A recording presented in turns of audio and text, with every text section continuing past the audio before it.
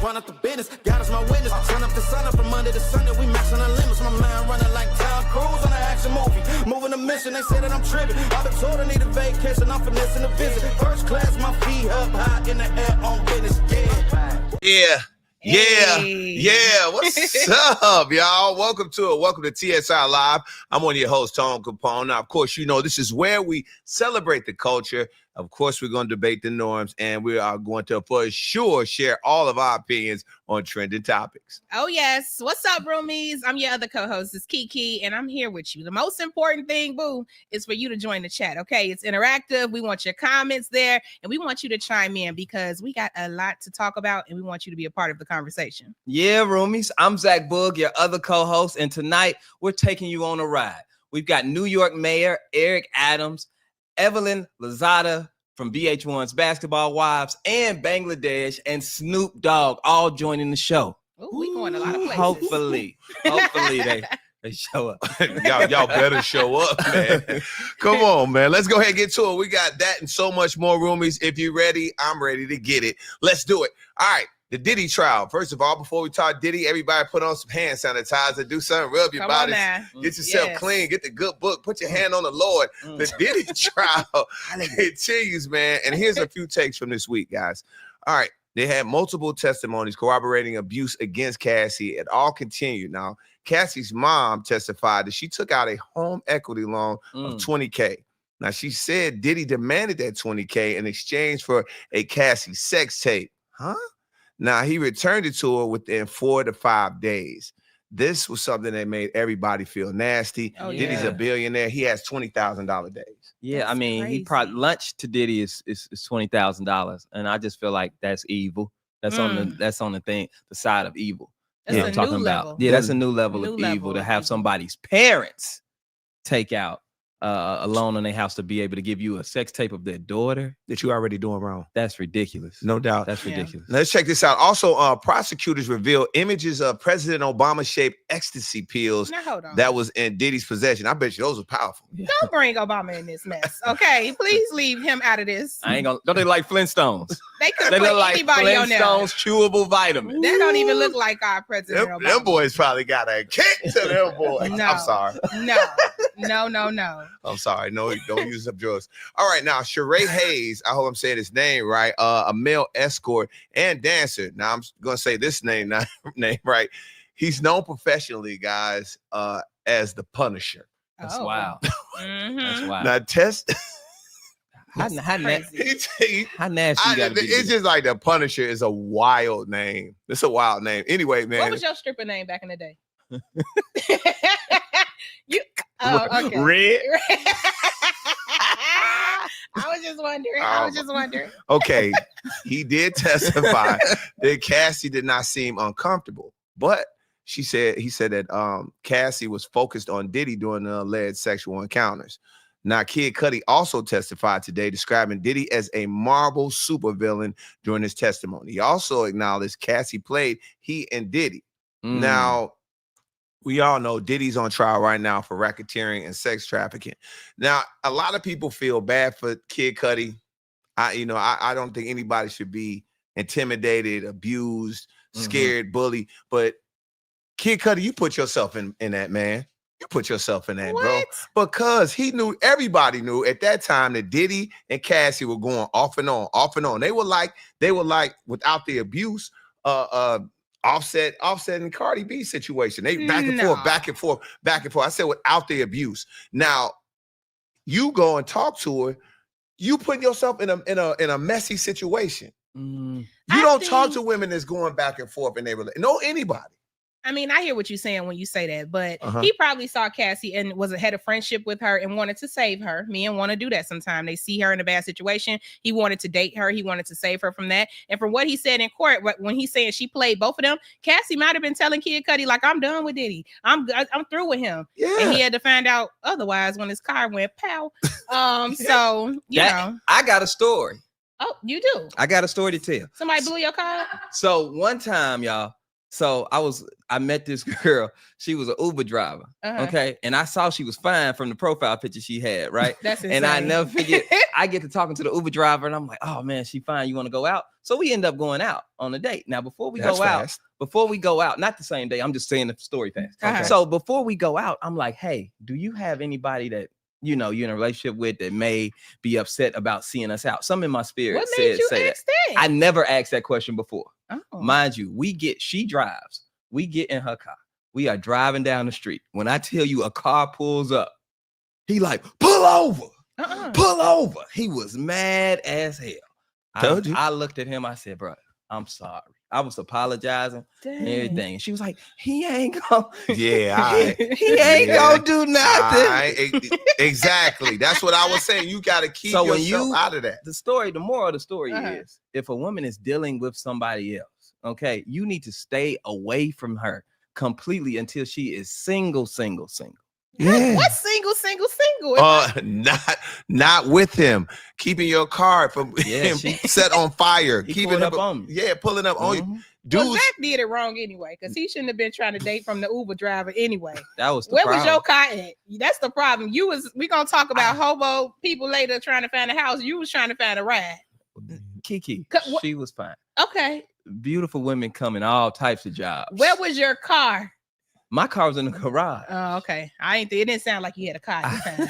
That's why you was in her back seat. You gonna get your ass whooped. That's what's gonna happen. You keep messing with people that got kids by somebody in a back and forth relationship. You gotta wait. Yeah. Dudes crash out way more over women than women crash out over guys. Well, according to Kid Cudi, Diddy definitely crashed out. Pulled up to that man's house allegedly. That's insane. But roomies, to make sure you stay right here at TSR, as the Shade Room reporters will be putting their boots on the ground, giving you live updates on everything that happens directly from the courtroom. Now, in other court news, fellas, we got to talk about this. Chris Brown has been released on a $6.7 million bail. After it was reported that he was arrested last week for an alleged nightclub assault that happened in 2023. Damn. Yeah, that's a lot of money. Now Brown's Breezy Bowl tour is set to kick off just 2 days after his trial begins, and the first show is scheduled for June 15th in Manchester, UK, the same city where the alleged incident took place. So, fellas, don't do it. After paying $6.7 million to get out, would you be returning for that first show? No, first show canceled. Okay, I'm trying to tell y'all. Y'all can have all y'all money back. I'm gone. I'm not doing that first show. Never coming back to Manchester ever again. Nope. I send y'all the nice little hologram up there. You know what I'm saying? Send somebody out there to dance, but it won't be me. It'll be a screen. Yeah. And I'll be dancing from the United States. You got to come catch me after I give you $6.7 million. Okay. You got to do your job. Come get me. I know that's right. Yes. All right, well, let's jump into a few more TSR trending headlines. Several outlets are reporting a new Brandy and Monica tour is on the way. Okay. They're calling it the Boy Is Mine tour, and it's set to hit the road this fall. Tickets going on sale soon, hopefully, because you know how they are. Are you excited about this? I would love for this to happen. I love both Brandy and Monica. I know there was fans debating about who closes the show, who does what. They just end the show with The Boy Is Mine together. You know what I'm saying? And it's a co-headlining tour. Both ladies deserve their flowers at this point in their careers. They've been relevant and fine and talented all their life, and we need to celebrate them. Yeah, they should do the double set. You know how you go for a little while, the double headline, like 10 minutes, 10 minutes. Go back and forth, and like you said, close on the last song, and then they'll be good. It'll be so lit. I know there's going to have hit after hit on this thing. It's going to just be full of hit records. Those are ladies that catalogs that are wildly successful. But did you hear who the openers are, though? Please. Who? It's what I heard. Go ahead, Lai. Kelly Rowland. Oh, you heard that for real? I'm dead serious. Oh, that would be lit. I'm telling you. They said Kelly was going to be on there, and I forgot the other one. It might have been Money Long. Okay, that's a good lineup. That's a great night for R&B. That's strong. Until Ray J show up, because Ray J gonna pop up in there, baby. I can't wait to see the commentary and the videos from Ray J. But this week, guys, Jay-Z has been seen in New York, his state capital, after meeting with Democratic Senate Majority Leader Andrea Stewart Cousins. It's being reported he is meeting to obtain a gaming license for a casino he and Roc Nation plan to open in Times Square. Jay-Z say some money. Come on, bro. Man. Like, this is amazing. Like, how smart. I mean, a casino in Times Square. Crazy money. The city that never sleeps. Crazy money. Oh, baby. It's going to be all the little church buses. They're going to be taking their trips to New York, baby. Them casinos going to be lit. We got people begging, trying to get in. All right, man. What's happening? Who y'all owe money to? Oh, that's Josh. Josh. Shout out to Josh K, Chicago's own artist. Hey. Okay. Hey, look. Hold on, y'all. This is a live show. Okay, we got a special guest. The mayor of Chicago in here. Yes. Oh, we in trouble, child. I know I paid my parking tickets, Mayor. I promise I did. How you doing? My dog. Good to see you. Good to see you. Yeah, how you doing? Now about the speeding light. Right. Roomies, we got a special guest that just came through the door. Chicago's mayor, Mr. Brandon Johnson, is here. Yes. Wow. Okay. Now nobody's under arrest, so I think we're doing okay. But Mayor, what's going on? Oh wow, you all are, and I'm really just appreciative of the Shade Room, everything that you all do for the people of Chicago and really around the globe. Oh, this is me here. Yeah. Okay, what's up? Mic check 1 2. I just came here to let you all know that I got a brand new album. I got a single. Exclusive. Yeah, it's exclusive. We're dropping news right here today. But no, man, I just really wanted to come by and just thank you all for the energy and the life that you all bring to Chicago with so much intensity and negativity that's in the air. You all bring a freshness, a vibrancy, and really a love that really respects, I believe, the fullness of who we are. And I'm grateful that you all, even in these difficult times, you have not allowed people to surrender their humanity, right? Because that's what's most central here. And no, I'm just in the neighborhood, just happen to be driving, through. Oh, is that Yeah. Just stop by. You also got somebody else special behind you. The VP programming from iHeartMedia Chicago is here. My boss, Derek Brown. Big time. Good to see you. DB. Now I'm really scared, Chicago. I'm really scared. The mayor and our bosses are all in the same room. Yeah. I want to peep that MBJ mixtape. Yeah, for sure. And I really just came by to also let you all know this is your last day. I'm taking over your show. Oh, okay. All right. No, I'm tripping. But also, is this the right time to do it? Yeah. Also the reason I'm coming by, listen, a lot of people, talk a lot about, providing real love and support and energy for our people. And, there are some people though that, show up in their authentic self and show up with, the full vibe of Chicago. And, when I think about Tone, Kapone, and the soulfulness that you bring to the people across the airways, man, you really are the embodiment of the soul of Chicago, right? Yes. Because you have the unique ability of allowing the cultural proclivities that we have as melanated people to work across multiple dimensions.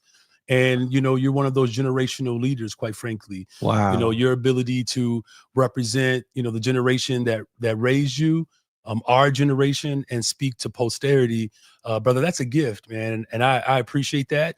And there are a lot of people that ask me to do a lot of different things in Chicago, especially my cousins. I just wish, I hate that text thread. I promise you.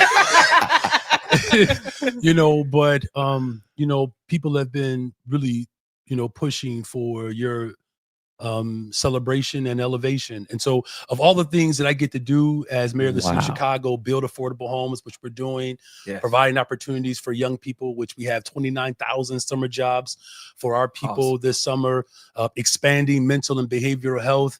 And despite all of the rhetoric, violence is going down in Chicago. In fact, in April, it was the fewest amount of homicides since 1962, right?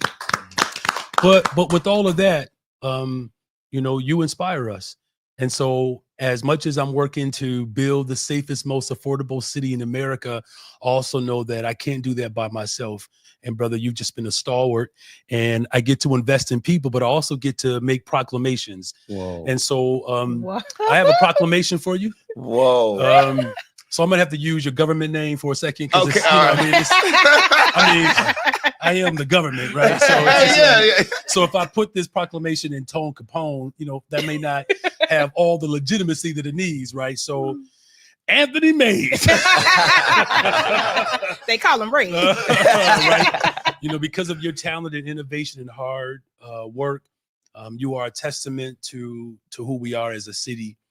And your work that you've done across the airwaves have just left an indelible contributions to so many people. And so that's why, therefore, I, Brandon Johnson, mayor of the greatest freaking city in the world, the city of Chicago, do hereby proclaim May 24th, 2025 to be Tone Capone Day in Chicago.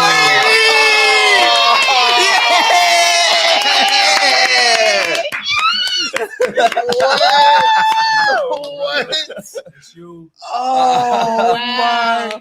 What? Yeah, man.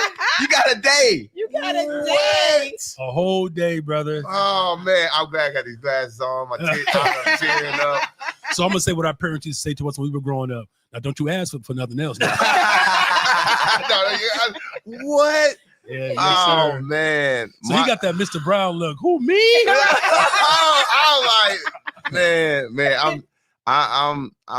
like, I'm speechless at this point. This is something that just feels good. My grandma. Yeah. That's all right, brother. You good? You deserve it. You deserve it. Dog. Absolutely. It's a great day. Thank you, man. Hey, man, you got it. You got it. So since it's Tone Capone Day, we on Hennessy all day long. Go do something irresponsible. Yeah. We getting turned up, baby. Oh, wow. Yes, Yeah. yes. Wow. Now, when you say irresponsible, I want all the teenagers out there to know. No, not like that. Don't y'all be gathering nowhere. No. Not like that. Yeah, but let's turn up for real, man. Yeah, Yes, we will. And again, man, man, everybody in here, thank you so much. Yeah. Thank you. I mean, that's really all I can say. It's everybody's in the room. And like I said, y'all know that my grandma passed. So this is gonna mean a lot. My mom, my family, my friends, like this is gonna mean a whole lot to my family. So thank you so much. Yeah. Yeah. Hey, you are welcome. You are welcome.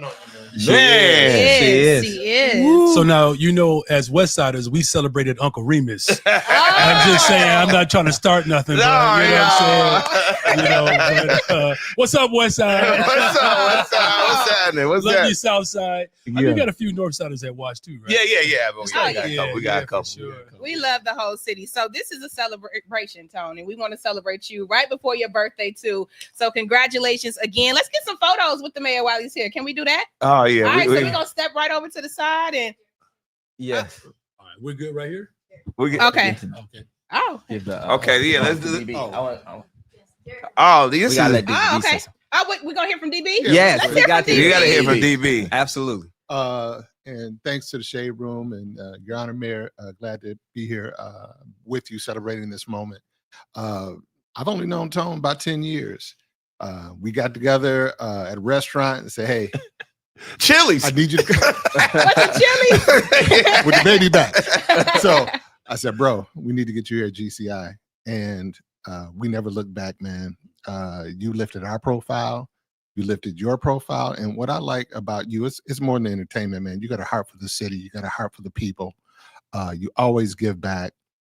You are sensitive to what's happening in our community. And sure, we want to have fun and all that, but you also want to bring critical issues to the front.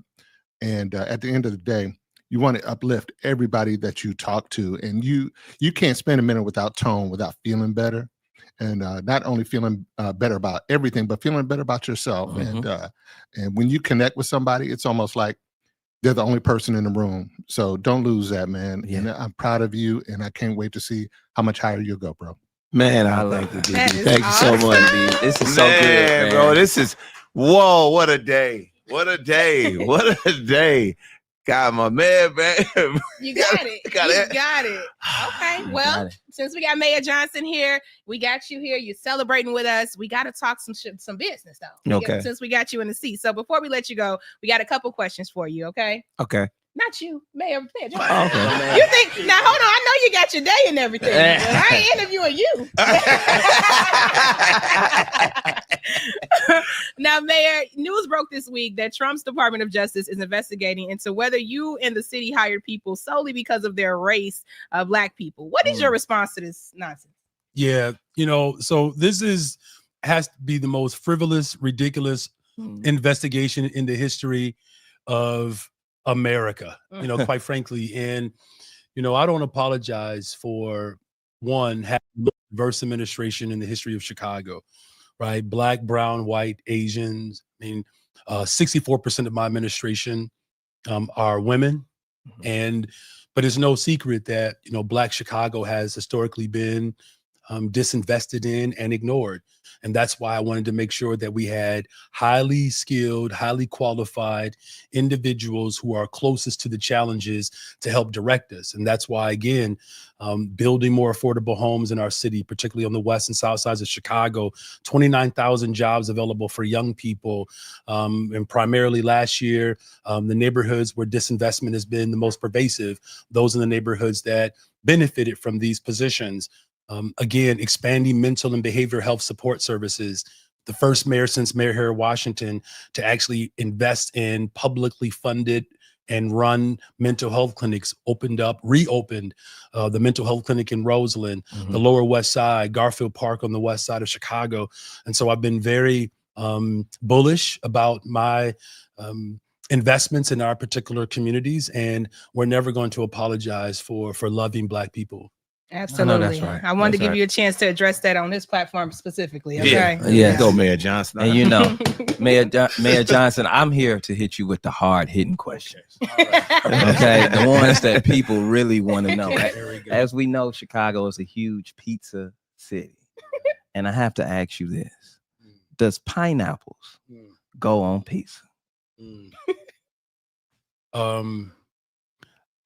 I believe that people who put fruit on their pizza need to go to the altar. Look, I mean that. And listen, I know that there's a lot of different cultural things that we try to embrace. Yeah. I'm saying that when it's time to eat fruit, fruit by itself does the job, right? And once you start to mix, this is why we have to be careful. There's certain cultural elements that we have to be careful of what we embrace. Yes. All right, because you could end up, no longer being invited, to the community events. Like fruit on pizza is worse than raisins and coleslaw. Oh, yeah, that's bad. That's bad. Do you understand what I'm saying? I do understand what you're saying. You make a great point. So thank you for the hard questions, man. Yes. Those are the ones we have to solve these issues. Yeah, we got to drive crime down, and we have to hold people who put fruit on pizza accountable. They should be banned from any pizza making establishment for at least a year. In fact, I'm calling on Donald Trump to come on now. Yes, we investigate. Okay, launch that investigation. Wow, man, what a way to start the show, man. Johnson, DB. I do it when I saw our promotions director back there. I was like, some fish is going on. I hadn't even seen Yeah, man, over there. Everybody, this is an amazing. Again, just Mayor Johnson and everybody else behind it, the Shade Room, DB, iHeart. This is something that I will never forget. And again, man, I just can't wait to see my family to see this. Like my family, like for real. We just went through some things, so this is gonna make people happy. Yeah, well, for sure. And again, congratulations on all of the work. Happy birthday, first of all, brother. Thank you. And, I just want you to know, man to man, person to person, that I value, your strength, your example.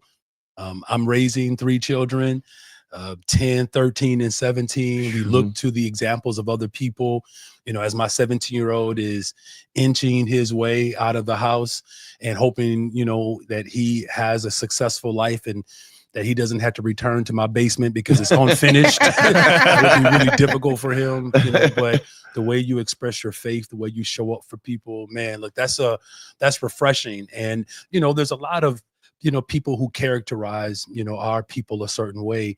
And despite the fact that, you know, those stereotypes are not true. There's a perpetuation, you know, of these ideas that, quite frankly, are harmful, you know, and detrimental to the overall success and vitality of our people. And you've just been steady, man. You know, I'm glad that, you know, we have you in the shade room. I'm glad that we have you, you know, behind the microphone, and we just look forward to, you know, all of the work that you're going to continue to do. And like I said, on May 24th, man, we're going to get down. We're going to enjoy. You know, I'm going to take a little sip of Dr. Pepper on your behalf. Thank you. Dr. Pepper. That's what we're gonna call it. Okay. And they're not a sponsor of the Shade Room. All right. Well, thank you so much, fellas, for joining us. And we're going to get some photos now. That's All right, let's take some photos. Let's take some We're going to photos. take some photos. Roomies, this is live This and is in live. action. This was a surprise for Tone. And don't go anywhere. We got Snoop Dogg on the way. We got Evelyn on the way, and a lot to discuss. But let's hop in this photo real quick. Step over this.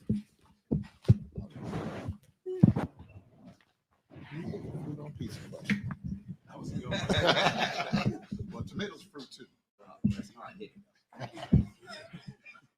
Cheers. All right, get one with Maris in it too, please.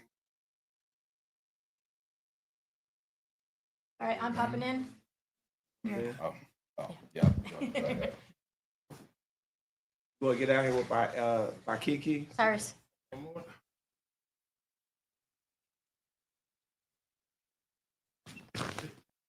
Come around. Step over all it.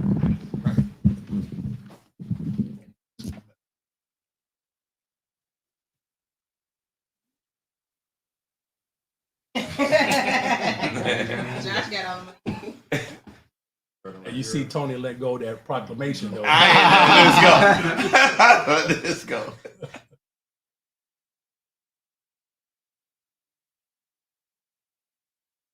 I'll read it on air tomorrow on every break. Y'all know what's happening. Get everybody. Every break. All right, you want to just Tone in the mirror? Yeah, just Tone in the mirror. And then DBN.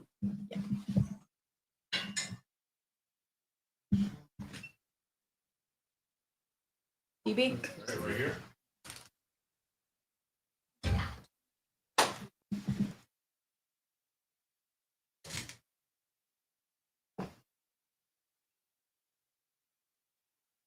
All right, I'm hopping in this one too.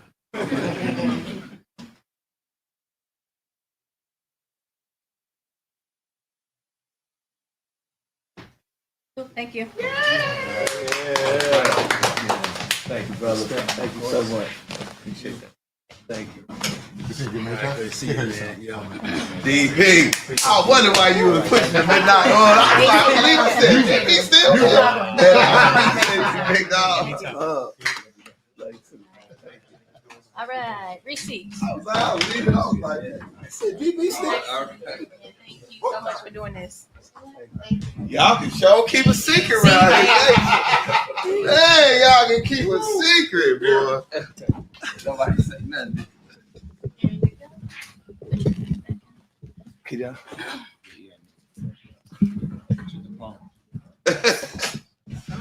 Oh man, what a show! Are y'all crazy? Are y'all crazy? How does it feel? What the hell just happened? What the hell? What the helly? You got your own day. I got a day in the city. Oh, man, you can't tell me nothing, man. I'm happy they didn't give you no key to the city chair because we know what that means. Oh yeah, that You're means going to jail. case. All right. is I on. got a day, bro. I got my birthday. My birthday is a day in Chicago, bro. Yeah, Your man. birthday, yes. They just gave D Rose a day. I got one too. Yes. Yeah. Tone Capone Day. Bro, I you can't deserve wait. it though, bro. I'm so happy to be here to witness this, dog. And we're gonna turn up tonight. bro. Oh, I'm I'm telling going. you. Oh, what? Are you crazy? Oh man, whoa! I ain't gonna lie, man. Like, yo, like I was for real crying behind these glasses. I can't get my head, my Hat straight. I head straight, man. Yeah, this is woo. All right. Well, we got another mayor popping in for the show later today. Yes. Let's Yeah. get into it. Yes, the first game of the NBA Eastern Conference Finals kicked off last night, and the New York Knicks came up a little short. But our next guest still believes the Knicks will make it to the finals. Roomies, welcome New York Mayor Eric Adams. Hey. How are you? Just so you had my brother, Mayor Johnson, in as well. Good to be on with you.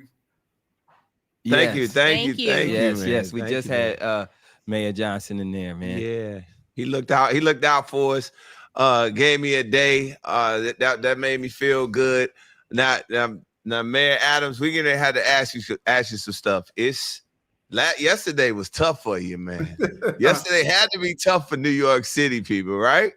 I am still in mourning, and I don't even know. I don't know when I finished that bottle of tequila, but I know it was late. Now, also yesterday, Mayor Adams, you made a major announcement in support of the Knicks by renaming New York City streets after certain Knicks players. Now, how did you decide who got a street and who didn't? Well, those are temporary signs just to feed into the energy that we're seeing in New York. And we looked at the starters, of course. Then we looked at the folks who were on the bench. And we just wanted to really enhance the fever. People are excited, man. It's been a long time before we've been in this level of the playoffs. And so there's some great energy. Yeah. Well, honestly, I love y'all, but I really just feel like, that's more of a like championship thing. This just a conference. y'all just playing a little bit in the conference. Let them live. Let them live. It's funny you say you love us because I've been to Chicago a couple of times, but the last time I went and I really saw the city. It is a beautiful city. I mean, there's something about the rivers, that runs through it. I know in the wintertime it's a beast, but folks, you got to get to Chicago and just really not rush through. You have to really just hang out. I hung out with some of the brothers from the crisis management team, and we sat and we spoke. And it's just I got to take my hat off to it. Chicago's a beautiful city. Yeah. Thank you. I have to tell you, Mayor Adams, so is New York City. Shout out to New York. Y'all know how to party y'all face off, and you got some good food. So it took me a while to get used to New York. I was one of those people that had to really kind of get taught about New York. But once you learn about New York from a real New Yorker, you have appreciation. Absolutely. Yeah, but you talking about our food and other stuff, brother. Don't downplay our shorties. Now we got some beautiful sisters here, man. Get them. Don't downplay that.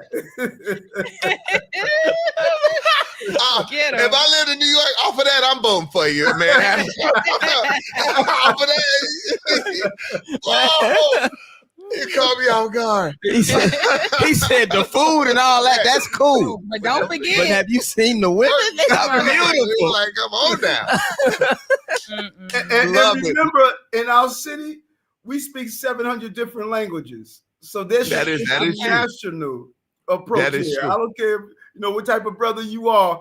You're gonna find yourself a boo in New York, man. I'm telling you. Yes, you are. Okay. I'm on my way. I'm at the book of flight. Okay, Mayor Adams. You're gonna find somebody here. Mayor Adams, they like them fine and fluffy out there in NYC. Oh, that's right. Oh my gosh. All right, Mayor Adams, let's get to this. You were talking about, Mayor Johnson. Let me tell you something. Okay. The job of a mayor, you cannot imagine. There's nothing could prepare you for being a mayor. And a black mayor is problems on steroids, and as I walk, through City Hall, I look at all these faces here, all the mayors. There's been 109 mayors before me, and only one of them was an African American mayor, Mayor Dinkins, and all of our faces are up on the walls, and I stop at his face every night before I leave and just talk with the spirit and energy of David Dinkins. Being a black mayor of the largest city in America, you're going to deal with some stuff, man. You better be prepared. And God becomes real when you got to deal with this stuff. Your faith can't be plastic. It's not what you read, it's what you believe. And this journey has been an unbelievable journey, but I enjoy every day of it. Love it. Yeah, I love that. Now you have a primary re-election coming up. Why do you decide to run as an independent this time instead of as a Democrat? Yeah, I mean, and what do you think is your biggest competition going into this re-election? You know, because they tried to play me. You know what I'm saying? They were trying to play me. You know, they were so many games. They started out, somebody stepped to me and they said, listen, you haven't fixed all the potholes in the city. You have not dealt with all the housing that needs to be built. You haven't done anything for summer youth employment. That was January 3rd, 2022. I was 3 days in office. You know, it was like, right. We broke all these records, brothers. If you go back and you look at what they were writing about me when I got elected in the third, fourth day in office, clearly you knew there was a mission. This cat could never be reelected because he had a clear agenda. And we knocked it out the park. They thought we were going to fail. $19 billion in MWBEs, build more affordable housing in year 1, year 2, and we're going to do it in the year 3 fiscal year. Drop unemployment for Black and brown people by 20%. Young people who are dealing with learning disabilities, dyslexia, we're testing them beforehand so they don't end up in jail. I had a real agenda for working class people, and they didn't expect this bald-headed, earring-wearing mayor was going to be able to hold down this city the way we did. I got a $115 billion budget. Then I had to deal with COVID. Then I had to deal with 230 migrants and asylum seekers that were showing up at our doorstep, almost 4,000 a week. Think about that for a moment. With all of that, we still were able to get it done. And then I get dropped with these federal charges that came on me, and no one read the indictment. Because if you read the indictment, you would say, wait a minute, let me get this right. This brother got indicted for calling the fire department and say, can you go do a building inspection? And they said, well, you know what, you were getting upgrades, so you must have been bribery. And so when folks say, I want y'all to think about this for a moment. When folks say the federal government wouldn't come at you unless you did something wrong, I tell people, ask Malcolm's family that. Ask Dr. King's family that. Ask the Black Panthers family that.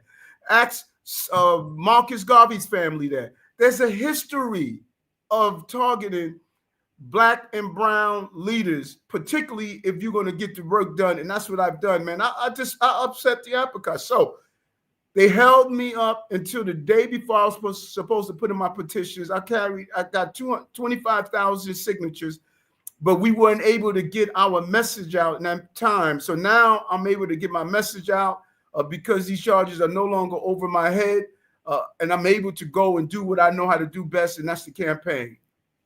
Now, Mayor Adams, you know, people are saying you may be aligned with Trump because you got your charges dismissed. What do you say to that? And sister, I want you to think about some of these folks who are on medication. You know, think about it.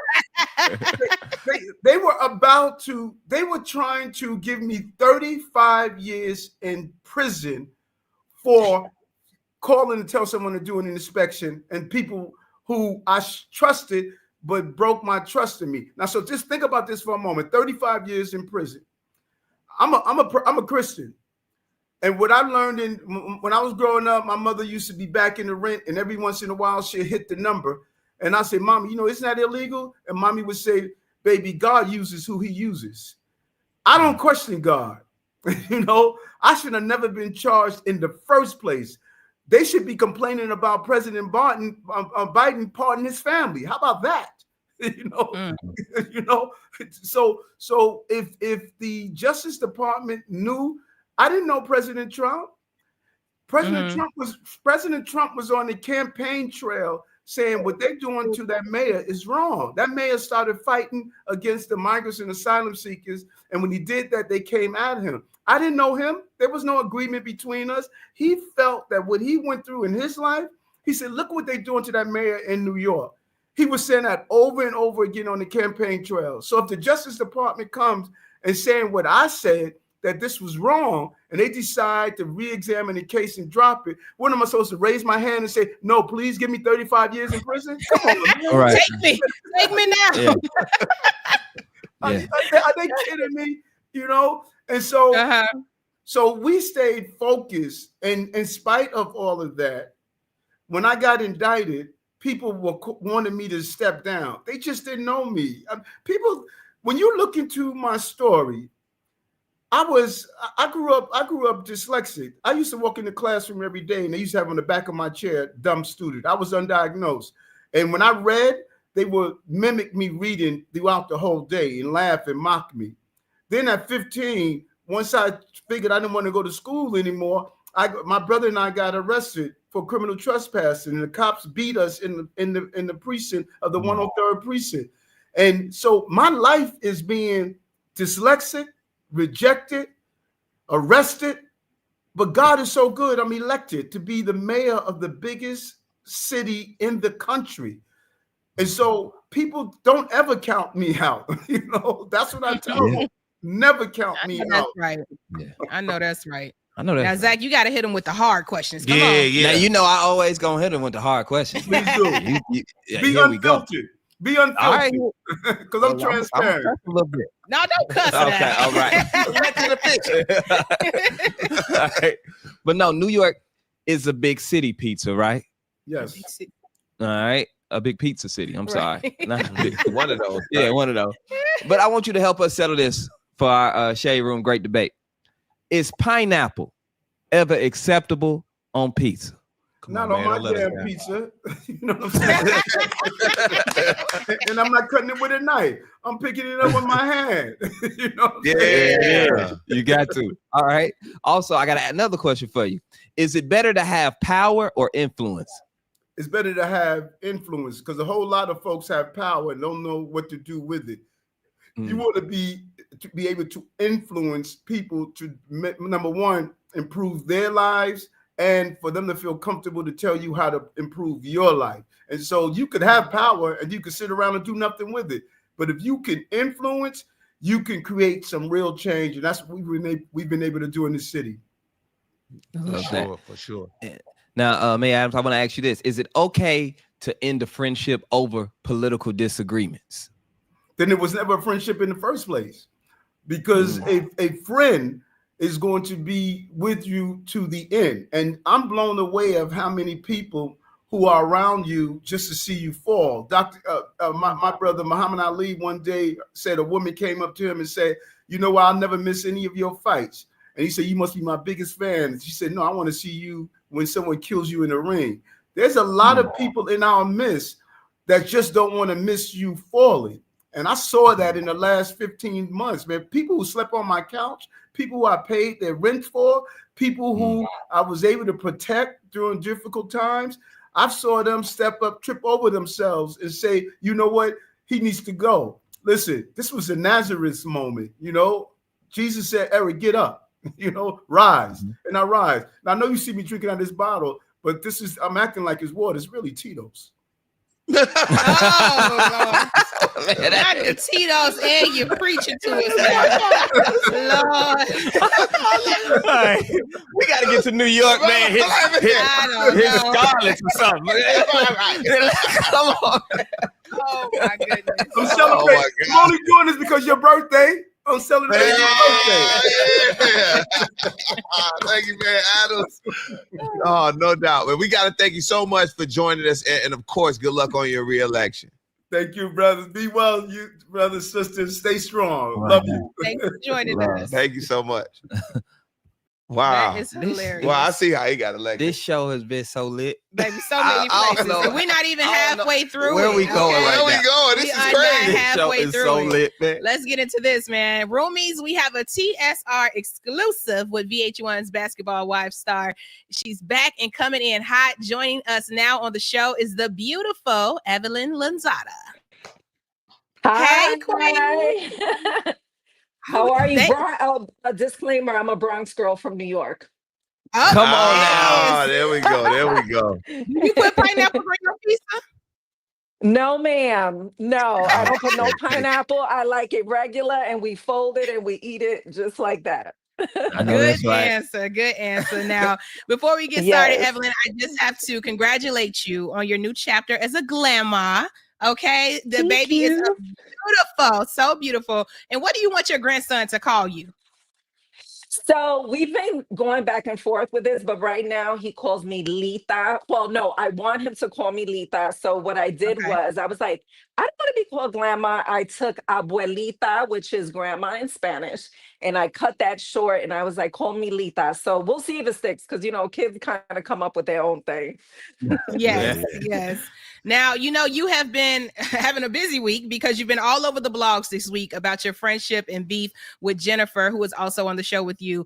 How did your friendship with Jen get to this place that it is today, Evelyn? So it got to this place because of our reunion. So we had a reunion and they aired a hot mic moment of me having an opinion about her now current relationship. Mind you, all the season right before that, I was telling all the girls, the producers, I was like, I don't want to discuss her relationship. She had just got with him. And listen, if she likes it, I love it. If she's happy, then great. But of course, because we've had such a relationship, we had an on and off relationship for over 20 years. They wanted my opinion out of anybody's. So then they aired this hot mic moment where I basically was saying that, I was concerned for her and I didn't think she had street smarts and this whole thing because I was starting to feel like this guy's running circles around her. And I reached out to her right after the reunion, which I posted those messages because I never wanted this to be on the show. I feel like my relationship with her, it's been over 20 years. Like we could have a conversation privately. So I text her. I was like, hey, I know that was probably hard to hear. I love you. Call me. She never did. And then we're now shooting the show again. And we can't just skip what happened at the reunion. We got to continue the story as to where we're at. And then we started there and obviously it didn't go well. No, it has not been going well. At this point, you've exchanged words with Jennifer, of course, her fiance or her husband has spoken out, and even his aunt. So Christian is his name. And today I saw his aunt went live and addressed you. She was ready to pull up. Have you seen this? No, I don't really know who these people are, to be honest. It's just my friends, or my ex-friend is Jennifer. Like that's my castmate, ex-friend, whatever you want to call it. All of these other people, I have no idea who they are. And I never respond to them because I don't know who you are. So, I don't get paid a check to argue with any of you guys. And I don't care either. Yeah. Absolutely. Now the live has been posted everywhere. So I do want to give you a chance to respond to this part because I thought it was wild. She made mention that you and your daughter have both slept with the game. You might know him as Jay, but is that true? That is absolutely not true. And I think it's disgusting. I think it's really, at the end of the day, that's my grandson's father. Like we have a cool little private family unit. And for anyone to say something like that, just to try to deflect what's really happening is it's nasty work, but it's okay. People are going to say what they're going to say, but yeah. But just to be clear, that is not true. So we can put that out there. Please, and I know Lord. they mentioned we putting it out there. The roomies are tapped in. Yeah, they watch. They watch it. And roomies drop their questions for the queen in the comments too. Listen, I but tell Evelyn, you this, I'm not innocent, but I'm not that. Like that is just that's wild. And I don't want to give it too much attention because I'm sure she's over there rubbing her nipples and excited about this. But yeah, we could just we could just leave that lady where she's at. It's giving weird. It's a lot happening, but we saw you post. You don't, Evelyn, one thing about you over the years, you're gonna clap back. You probably gonna clap first. And you came out with Christian's baby mama speaking out. You also posted some court documents. What was the reason behind all of that for you? So the reason behind it was this was on Monday morning. So Monday morning, long story short, I'm about to film my podcast, Drop the Low. I'm getting ready to go to Home Goods out of all places. And I get a screenshot and I'm just like, oh, so I'm looking at the screenshot and Jennifer posted a message to my ex fiance that I met on Queens Court. And then she hashtag dodged the bullet. Mind you, the show hadn't even aired. This was in the morning. So I'm like, why are you fucking with me? You know, this man just got engaged. You know, he's minding his own business with his fiance. Like, I just thought it was nasty to put these two people into something that they have nothing to do with. They're not on Basketball Wives. He's just getting engaged to someone else. Like, I just thought it was disgusting, and I thought that it just really pissed me off, because I mean, I know him and he's a good person, and I didn't think that he deserved to be in the middle of all of this chaos. For what? So Yeah. I was like, okay, well, let's talk about exes then. And then that's what happened. And is it true that her husband may owe somebody that you know money? Oh, Listen, I couldn't even make this up during shooting. I said, Lord, why me? You know, I don't even want to talk about this situation. You know, I don't want to talk about it. I'm like dodging it, but whatever. Carl's cousin, Kiki, she's probably watching because she's been very vocal.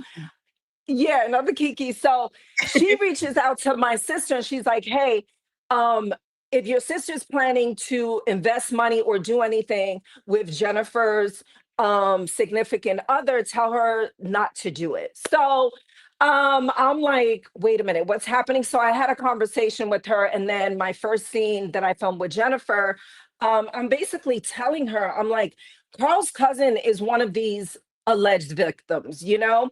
And one thing I felt like, I wanted Jennifer to like listen to what I was saying, because I really feel like she's in danger, you know? And I'm like, I got the FBI's number. I can give it to you. You can call, you can ask questions, save yourself, you know? Because if it were me, if somebody was saying this about the person that I'm with, I would be like, okay, maybe I should look into this a little bit, you know? Maybe I should, but she did it and she got upset, and then it ended up an argument, but it was all from a place of, take a look at what's happening and just ask questions. And she didn't. Wow. And now here we are. You guys have, fought in the past and made up, and we've seen it over the years on the show. Do you think that from this situation, you all will be able to heal at one point and move past it? Damn. No, I feel like this is I say this. We are in two totally different places in our lives. You know, I'm going to Home Goods. I'm with my family. I'm with my kids. I'm with my grandson.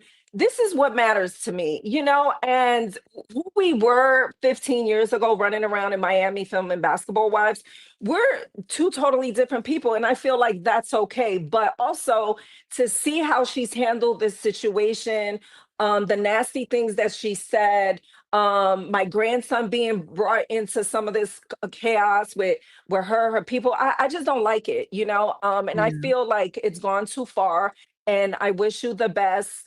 And that's that, you know. But as far as a friendship, that's a wrap. Okay, well, you have said it, and I know we got to get into your podcast, but before we move on, I want to take one question from the roomies. They are asking about your relationship or friendship that you had maybe in the past with the game's first baby mother. Her name was Tiffany. Are you guys still friends today? And how is that dynamic with your daughter having a baby by him? You know what? I wanted to address this on the podcast, but I'm going to go ahead and answer this now. So Tiffany did come to my baby shower. The social media was like, oh, they were best friends. Shanice has known him since she was a baby. This is all fake shit. She did come to the baby shower, but a bunch of people came to my baby shower. I haven't seen her probably since that baby shower, and my son is 11 years old. So, but I think she's amazing. She's a great mom, and it was never, we never had a personal friendship like that. So this was just the internet making something out of nothing. Okay, I'm glad we can clear that up. All right. Yeah, All right, I Evelyn, appreciate that, because people have been saying that for like months now. Yeah. Now, Evelyn, the fellas, we got to jump in here now. We got to get in. We jumping in. You got to tell us a little bit about the podcast you was talking about. Tell us a little more about that. So the podcast is called Drop the Low, and it is with me and my daughter, and it's been so I love this podcast thing. We wanted it to be a safe space for some of our friends to come on here and just talk about real things. Like we've had some guests and we discussed, motherhood, in vitro, all types of things. So I just wanted it to be a safe space for us to do something in our own words, and just have fun with it. And it's been good, and for us to say things and put it out there in our own words, because sometimes the world, it twists things and people say you said this. So, but it's been good. It's been good. Good. Now we want you to join us on this next TSR Great Debate. Now, have you guys, everybody heard of a term called hobosexual? Now, in case you haven't heard it, a hobosexual is someone who enters a relationship with the primary goal of having a place to live rather than a relationship. Now, even this, man, I know some hobosexuals, boy. I do too. Yeah, a new study shows that number has increased over 50% in the past decade due to housing shortages, economic pressures, and financial difficulties. Now, do you know any signs, everybody else? Jump in and tell us any of the signs of a hobosexual. A lot of signs. I mean, we talked about it a little bit earlier. Yeah. They come over your house and plug up their game. They plug up the Xbox. That's a hobosexual. Why you need my power outlet? Okay. What about you, Evelyn? Give us a sign. I think just someone that's like, hey, I'm having an issue. I need to stay for a little bit, and maybe that stay turns into a little longer. So I have a girlfriend that's dealing with that. Oh no! Oh no! Damn. What about you, Zach? Oh man, I'm gonna tell you, they start bringing shoes over there. Different shoes at the door, 3-4 pair of shoes, toothbrushes, hair products. Yep. Just leave the door open for me. See, they don't ask for a key straight up. No.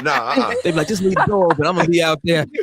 Just leave the door open. Right. If anybody start leaving the door open, next thing you know, they on the couch. They start making their own sandwiches without you in the kitchen.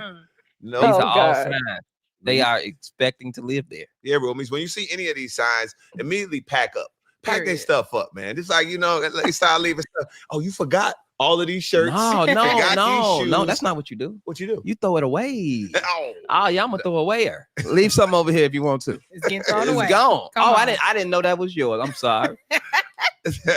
Well, Evelyn, we appreciate you joining us for sure. Thank you. We gotta ask her this before we what we got? Oh, go ahead. Because the roomies want to know. Evelyn, are you single right now?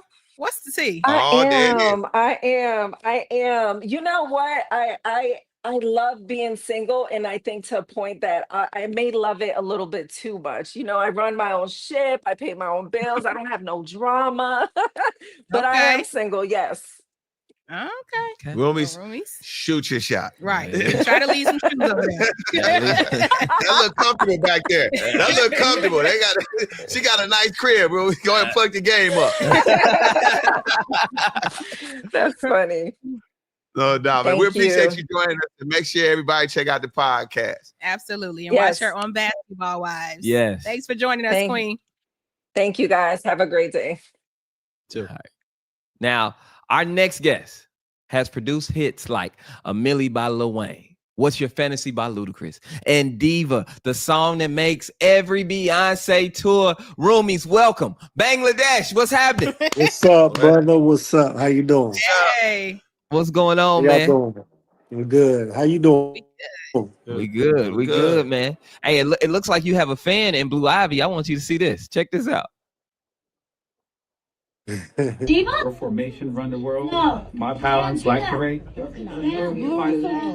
Blue, baby, you're gonna have to take it down. You're not just okay. I'm telling you, listen. Your Diva exclusive. I appreciate your opinion, but you gotta calm down.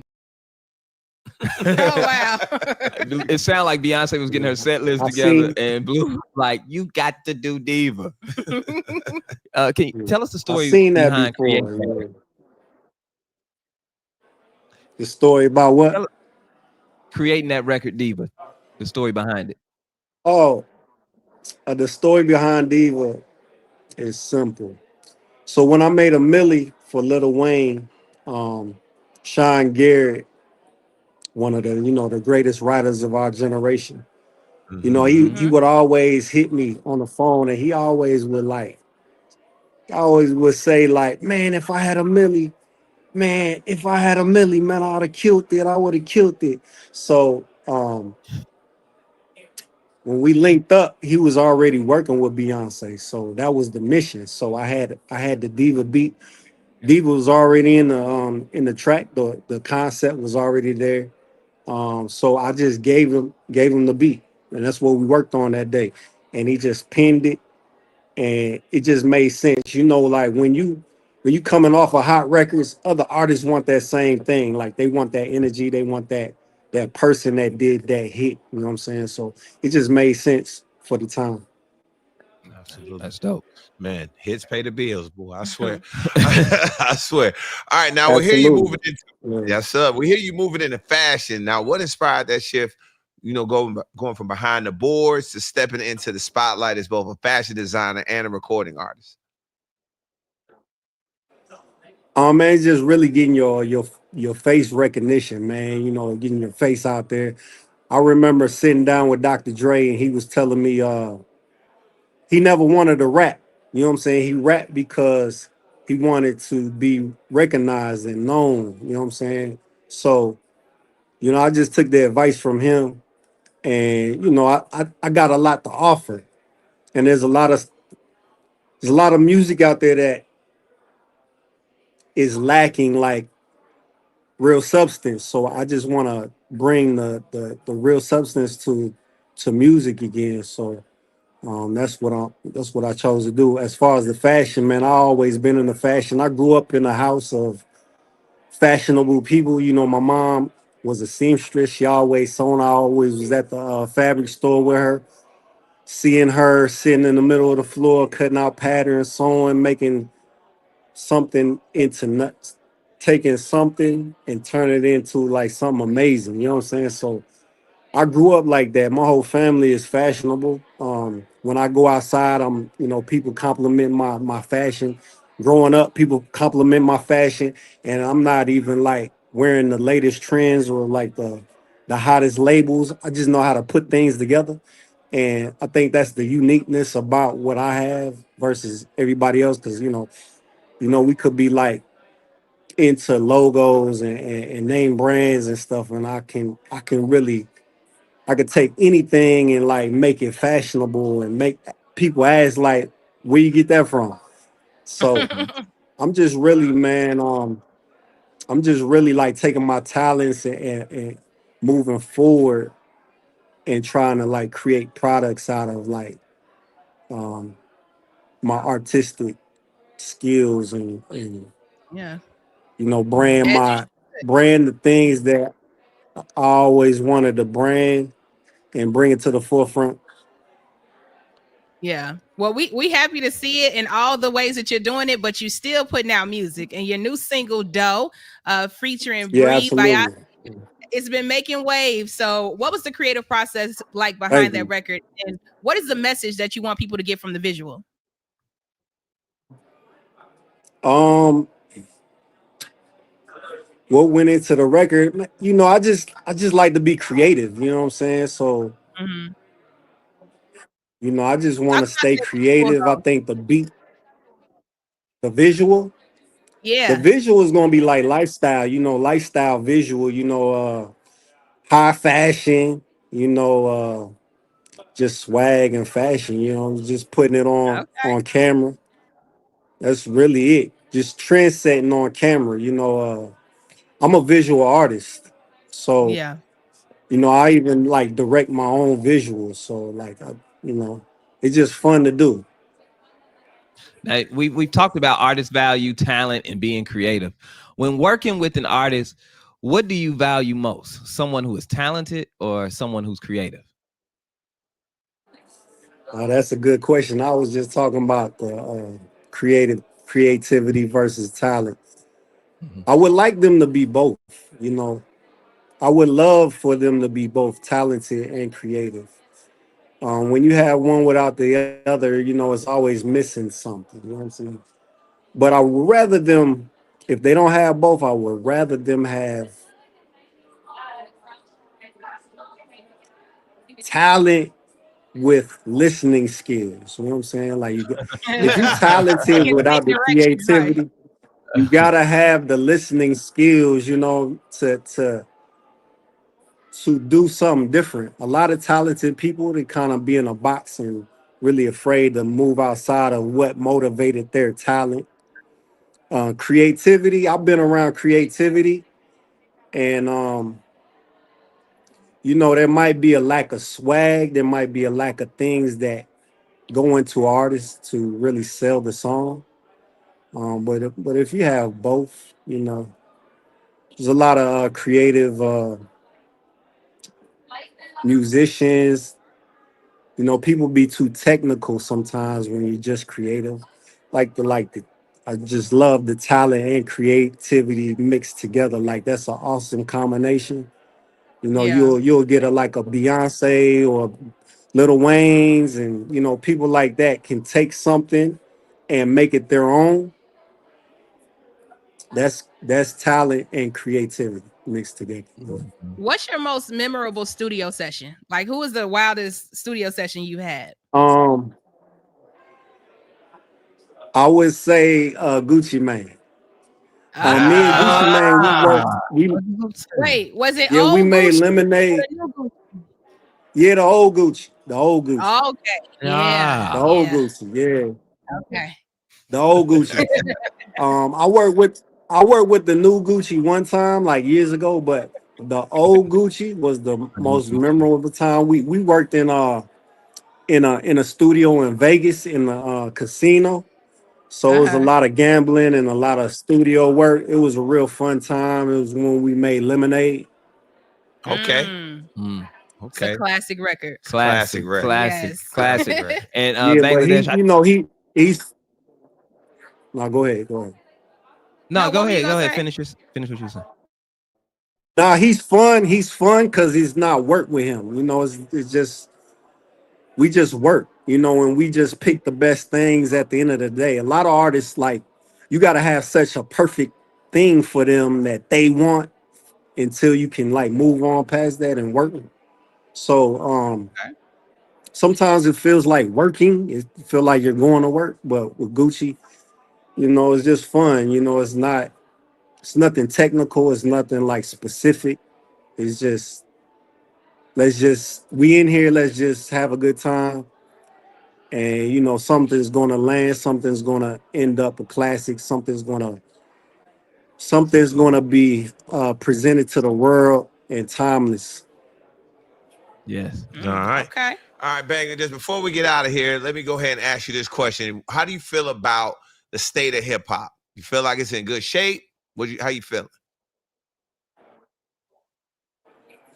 I don't think it's in good shape. You know, my personal feeling, you know, just coming from the era I came from and, you know, the time that I fell in love with hip hop, there was a lot more substance there. So we lack in the substance. A lot of things that are pushed to the front aren't really positive and could be very impressionable on the youth.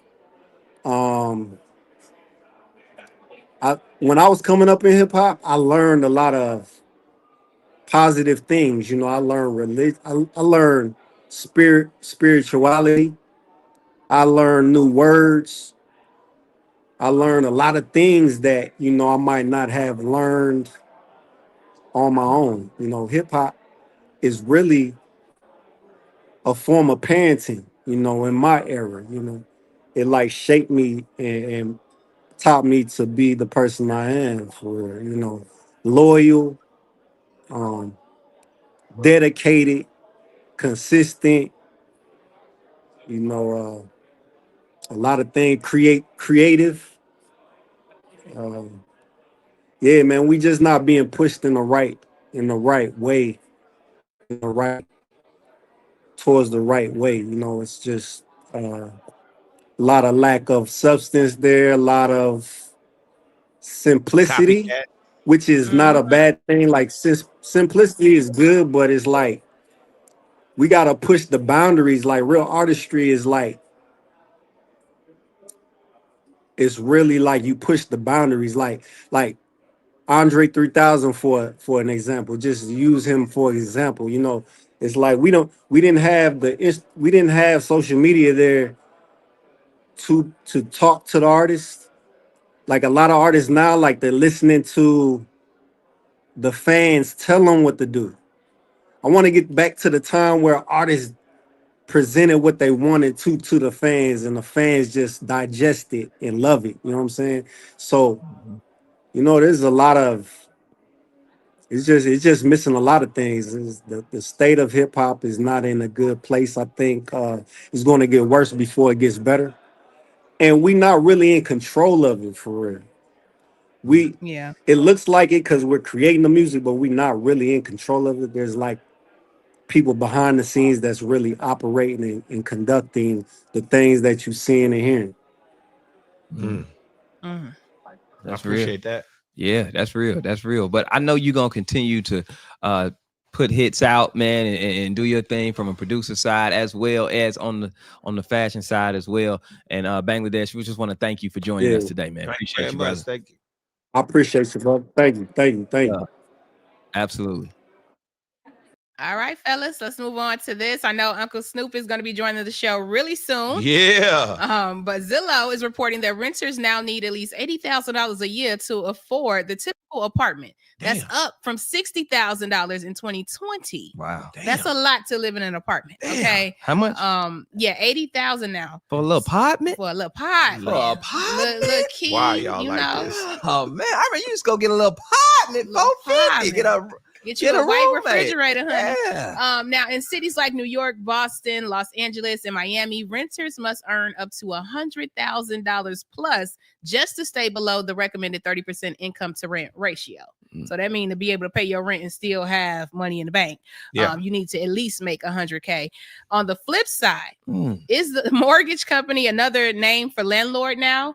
Should you buy if you can't afford, in addition to the mortgage, the upkeep, the unexpected fixes, or property taxes? So you guys are homeowners. Is it better to rent or buy now that you know both sides? Ooh, I mean, it's those unexpected expenses, but getting a house gives you something to have, and if you get jammed up, or if you need to make another move, because you can take money out. Like I had to do it last year. I took some money out of my house because I had to make a move on something else, and it allowed me that flexibility. That's the best part of how much cocaine you buy with the money? I mean keys. This man just got his own day in the city. He talking about I had to make anytime people start saying I gotta make another move. Oh my God. I feel like you selling drugs. But don't worry about it. No, I ain't gonna say nothing else. Okay, thank you. No, please.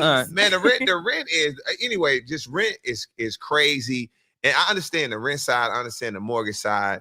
The rent side, you don't have to worry about anything. Your landlord fixing everything, but sometimes it just feels nasty if you paying rent and you're not getting nothing. You have no equity in the crib. You know what I mean? It's kind of like he can tell you when to go. He can raise your mortgage, your rent up. It's a lot of you can't control with rent.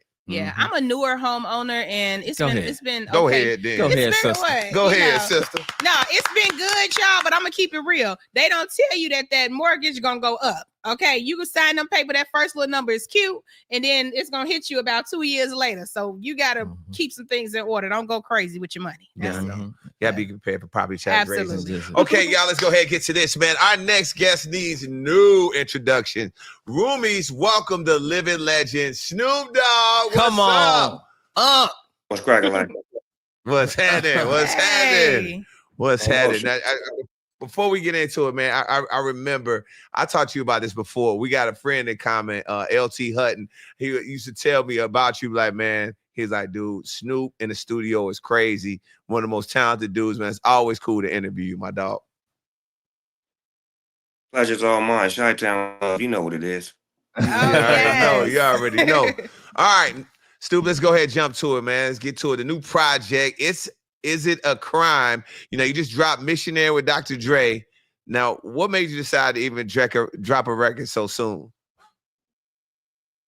I just felt like it was some unfinished business, and I just, like I say, for the past year, I've been having an exceptional year as far as, with my Olympic situation, The Voice, just doing great things. And then I did the crypto ball, and they just felt like, people was against me or had mixed emotions about me.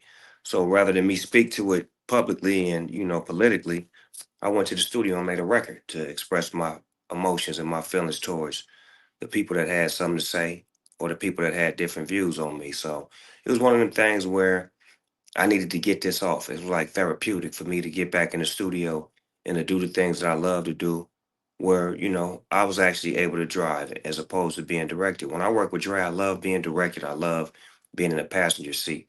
But then when I go outside and I hear the people calling for certain things, it's my job to drive the car in their direction and give them exactly what they need. There it is. Wow. Now, when it comes to hip hop, Snoop Dogg, I tell people you are the face of hip hop. Like you can go in any country, anywhere, and say Snoop Dogg, and everybody knows you. Do you ever feel like that pressure gets to be too much? Nah, because it's when you doing you, that's the best thing about life. When you master the best version of yourself and you're able to do it every day and people appreciate it, that's refreshing because you're not imitating, you're not duplicating, you being you. And I push that to everybody in the world to find a way to master themselves and be a better version of them and not be duplicates or copycats, but be original. Come on. And wherever we find you, we always know we're going to get the real from Uncle Snoop. Now, on this new album, you got a lot of tracks on it. What's your favorite song from the album? So far, I would say my favorite would probably be Sophisticated Crippin'. And I like that record because, you know, when I was a young, you know, gang member, you know, we thought Crippin' was just banging. But now, if you really think about what it was made for, it was community revolution and progress. So for me to take it to another level and then not take the banging out of it and put business in it and put a sophistication level of it to where it's represented to where now little homies don't want to gang bang, they want to be businessmen. When I first started rapping, I turned gangbangers into rappers. So now I'm trying to turn, you know, gangbangers into businessmen. I love that. Smart. Now I gotta ask him this. Now them two, maybe not so much. I was around for the West Coast and East Coast beef. I was around for the Death Row Bad Boy. I was around for it. I saw it. I was on the radio when it happened. But then we also know that there's the situation with Suge Knight. Now there has been all type of headlines throughout the blogs this week saying that you took a shot at Suge Knight on one of the records. Is that true? No, he been taking shots at me. I just answered the bell, you know. But he been taking shots at me, you know what I'm saying? Like, I ain't done nothing but do what I'm supposed to do. I'm a community guy. I think it's jealousy because I bought the label, I bought his publishing, and I'm actually, you know, moving the business in an appropriate, positive manner, something that he didn't do and couldn't do. And it's, you know, it's frustrating for him to watch me do it and do it in such an effortless manner. And, you know, I'm keeping everything aesthetically the same, but I'm changing the demographics of the business. We have Death Row Games, Death Row Pictures, Death Row Cannabis. We have many divisions of Death Row that didn't exist when it was in his possession. So you think about when we left Death Row Records, when I left, when Dre left, when Tupac passed away, he was sitting on about $360 million and he didn't have to pay nobody because everybody was gone. Think about his mother had to sue him to get paid. So if he was really Tupac's friend, like he said he was, his mother wouldn't have had to sue and he wouldn't have had $7,000 in his account. So these are some of the things that I can speak to, but I don't because I'm so busy doing business. But he spends all day in PC, which is protective custody, doing a podcast like y'all. He be on the air more than y'all. I don't know how, but you know, niggas on the air more than y'all, telling everybody, making up stories, not eating good, diabetic, probably got gout. You know, so I'm praying for the brother. Oh my Oh goodness. God! Wow. Going in. Oh yeah, man. Zach. I know you got a question for. I do. This has been burning me ever since I have seen you out there in the Olympics. Unc, how did you get them white folks to pay you all that money to go to the Olympics and just walk around shaking hands? I said, Uncle Snoop is the man. He out there just being himself, talking to people, and then white folks paid you all that money. How did you get that, man? You know, like I was saying earlier, when you master the best version of yourself and you continue to do you, that's what's appealing. That's what's appreciated. And I think I was able to do that in a big way to represent America, to show people what Americans look like, what we feel like, what we act like, and how we are the life of the party no matter where we at. But we represent peace and love. See, because the key thing was, before I did the Olympics, I had an opportunity to have a relationship with Muhammad Ali. And I understood what that means to be able to have that torch in your hands. That means you're a peace messenger. That means you're a messenger of peace. So I knew and understood that once I got that position to be there and they would give me that opportunity to hold that torch, I knew the responsibility of it. I knew the responsibility of the young black man that's coming up behind me, to the little homies that's watching me, to the ones that didn't think they could make it. So it's like I got a lot to be responsible for. So that's why I have to watch what I do and how I say what I say and actually mean what I say, because there's so many that's Uh-oh, it sounds like Snoop's audio is cutting out audio just cut- a little bit. We want to cut- make sure we hear you clearly. Because we got to ask you about this next question. Oh, yeah. You know, I want to know, as Tone has brought up the East and the West Coast beef from back in the day. Snoop, when you look at where Suge is right now and where Diddy is right now, are you shocked at this, with everything that happens with Diddy is happening with Diddy right now? I'm going to take that as a no. I don't know if Did he freeze? I don't know if he froze. Oh, did he freeze? We can't hear him. Uh-oh, we can't hear you, We Snoop. can't hear you, Dang. Snoop. Oh, this is it's like a cliffhanger. Hold on, we got to get Snoop audio right.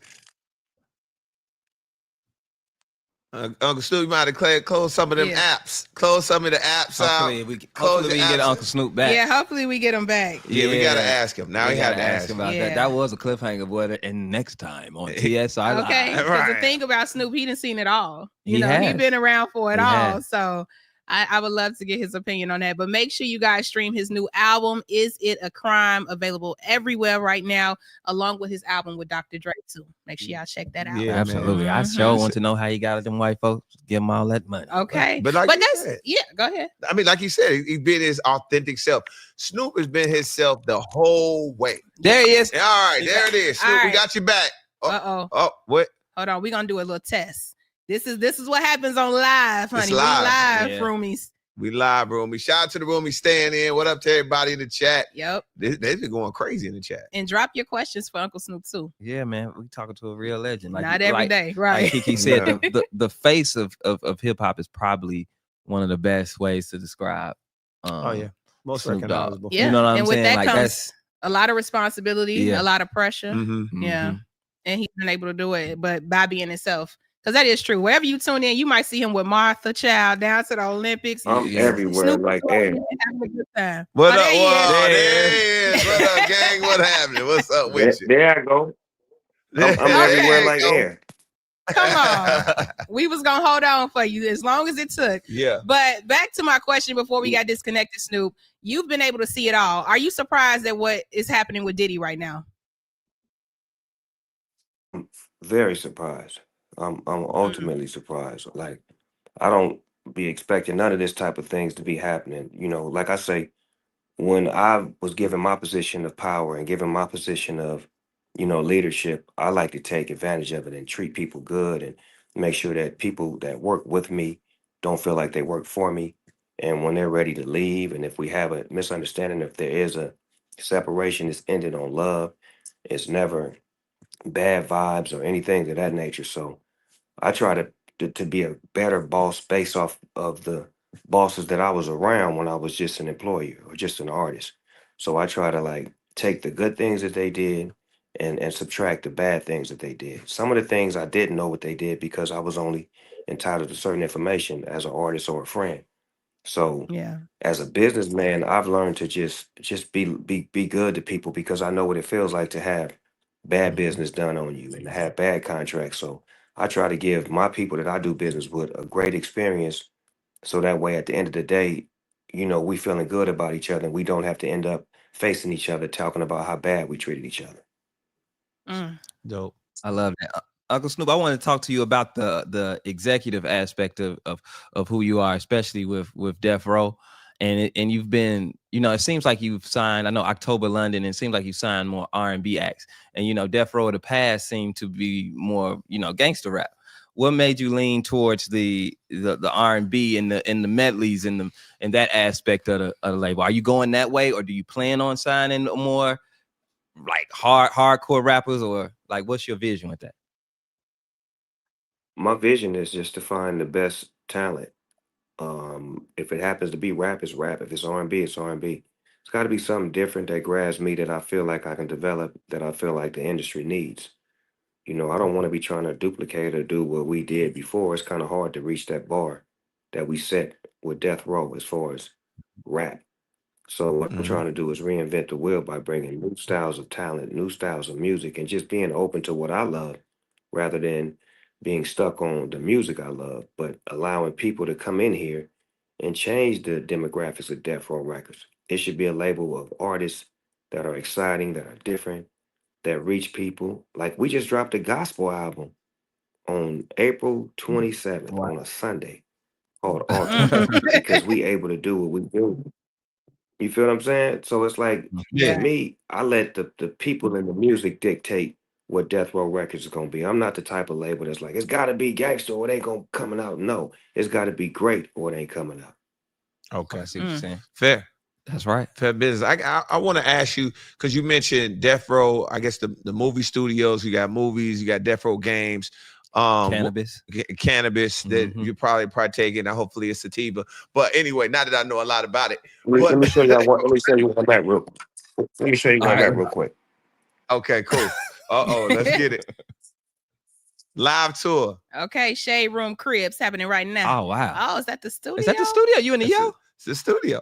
That's beautiful. No, that's Death Row Pictures. I'm at the movie studio where we make film and TV. We got a couple of projects coming out. We got a Death Row documentary coming out. We got an animated movie. My biopic. There's a couple of things that we're working on. You know what I'm saying? I'm making things happen on a film and TV level with Death Row as well. Not just, like I say, I'm trying to diversify and give it options and give it different visions that it didn't have. Remember when it was ran by Marion Knight, all it had was records. And they did soundtracks, and they didn't sell chains, they didn't sell merchandise, they didn't have a division for nothing but music. And it was only gangster music. So it was limited. It was a certain lane, and it did an amazing job with creating that thing that we was on. But as you grow older, your business is supposed to grow. So I feel like when it switched hands from different owner to owner, and people had their hands on Death Row, when I was doing my Snoop Dogg thing with No Limit, with Pharrell, with just doing all of the great things I was doing over here, not paying attention to it. So when I seen it over here dying and cobwebs on it, and my first album was over there, what was I supposed to do? I was supposed to say, let me protect my legacy and go get that. And at the same time, when I get that, I need to clean that up. That's like a lowrider that I used to ride around in, and I'm seeing nobody take care of it. So, you know, I know some painters, I got some material, got the beat, got some Dayton, some Vogues. We finna put this bitch back on the highway. And speaking of that, Snoop, you just dropped the movie not too long ago. What, The Underdogs, right? Yeah. That You was want a to talk football about a little movie bit that about I did. Yeah, The Underdogs was me and Mike Epps. It's a football movie where I play ex-football star who basically has hit rock bottom and gets in a car accident and has to go coach some little kids in this old community, and the kids end up teaching me a lesson. So it's like an old school Bad News Bears type of feel, but it's an educational piece where you see me dealing with kids, the kids of today. So they talk that? like kids of today. They use profanity. They do the things that kids do, but there's so many lessons in that movie. It's so heartfelt. It's so good and so real. It was something that I wanted to do because I have a football league that I started 20 years ago that has sent over 40 kids to the NFL. So what I wanted to do is try to bring a movie that could depict some of the things that I went through, not so true to the league, but true to kids who grow up in those type of environments. Everybody need to check that out. Now, I can't let you get out of here without asking about, Boss Lady. Y'all have been married forever, and I saw your daughter was planning her wedding. What kind of relationship advice do you give to Corey after being married for so long with your queen? See, it's different because my daughter is like my princess, so I give her real information. You would think I'm talking to a man. You know what I'm saying? I give her that real. Give it a game. Yeah, come on now. I don't be cutting no corners with her. So and it's just a beautiful relationship that I got. And speaking of my wife, let me say this. So everybody knows she's been holding me down and having my back since I've been in the game. So if you look at my Yes. album cover, you see I got her on the front. Since she had my back, it was about time to put her on the front. Come I on. love So that. that's what that album Salute. cover is about. And she banging with me. You see, we ain't in no gown and no robe and a tuxedo. We banging. Yeah, everybody know Boss Lady the gangster. Now, what's the secret though to having a successful marriage this long? Give us one of them gems you got. Well, what I've come to learn is that the wife is always right. Come And on, you gotta Snoop. understand that. Oh. No, that's the truth. Like when I figured that part out, it's been smooth sailing like the Isley brothers. But when I didn't figure that part out, it was a lot of arguments, misunderstandings, and being frustrated and immaturity on my behalf. You know what I'm saying? So once I became mature enough to understand that once you have a wife, that's the greatest blessing you can have on earth. So she's always right. Even when I'm Killing wrong. us over here. No, Snoop. but see, Oh no! I'm playing this. I'm playing this video at my wedding. I don't want it to end like that, but Snoop, tell us about how you knew that you had the right queen. That you just because you got a wife, Yeah, that's true. don't mean you need to be just listening to Everybody wife. not boss lady. That's true. Everybody That's ain't. true. You gotta find you a boss lady. Can you talk about the things that you saw, like the characteristic that you saw that you were like, you know what, I trust Boss Lady because I see these things and I see how this woman makes me greater. What are some things that I can look for when I'm trying to find my next queen or my own boss lady? Yeah. What the characteristics is that she's willing to work with you through your mistakes and your childishness as far as growing up into a man. Like to be able to stay down and to understand that you got to grow into that man. That whether it takes 25 years, 35 years, some of us grow differently. But she's got to be willing to do that. And once you understand what she sacrificed for you, then you start to see how much y'all love each other and how much she loves your family, how much she loves your dog, how much she loves being there for you, how much she just loves cooking for you. And then at the same time, how much you love being around her and how much you can't stand to see another man with her. See, that be the real feeling right there. See, when you can't stand to see another man with her, that's when you make her yours and you know she yours. And the feeling is the same on her end. When she can't stand to see you with another woman, if you take a picture with somebody too close and she get jealous, that's when you know it's real. Come on. It is. Love it, man. Love it. Hey, roomies, make sure you check out Is It a Crime? It is available on all streaming platforms right now. This is a legend talking to us, man. Show some love for Uncle Snoop. Yeah. Thanks for joining us. Thank y'all for having me. Appreciate you. TSR. I can't wait to play that video at my wedding, child. But you ain't getting married. Oh, baby, I'm putting that on the big screen. Okay, we're gonna play that. We're gonna play that on the big screen and let everybody know. Snoop said the wife is always right. But we got to take a quick right turn, fellas, because I'm sad to report this. It's being reported that rapper Stilla was grazed in the head and shot in the leg in Detroit. We hear he's expected to recover, and of course, we will keep you up to date on the Shade Room. Stilla, baby. Stilla. Yeah, so we are No. Yeah, Are y'all for real? we'll keep you up to date on that. But of course, this week, Justin Carter is back for another TSR Investigates. Let's take a look at what Justin is up to. What about your friends? What they did is wrong. This video sparking outrage on social media. This woman headed to a club in Atlanta with her friends, got out and started twerking. One of them hit the gas and ran her over. Hit Maya. Maya was under her car and kept going. She died at the hospital, but moments before, she sent a chilling text to someone saying that the vibes were off. Hey, this is crazy. And after weeks of her family fighting for justice, the driver of the car was just arrested, and we're learning more about who she is. I hope that they put you under the jail. I'm Justin Carter. This is TSR Investigates.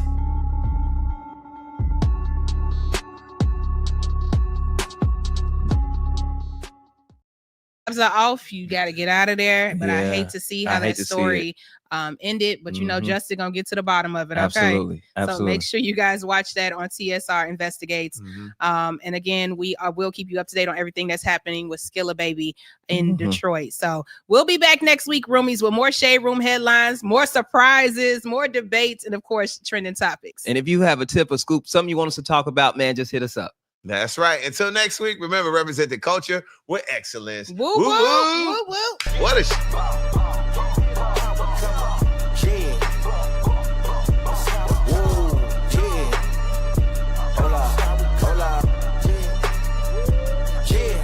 It's been a long time coming. They ain't cuffing my clock, they tugging it. Putting up numbers, 99 pounds, and I'm still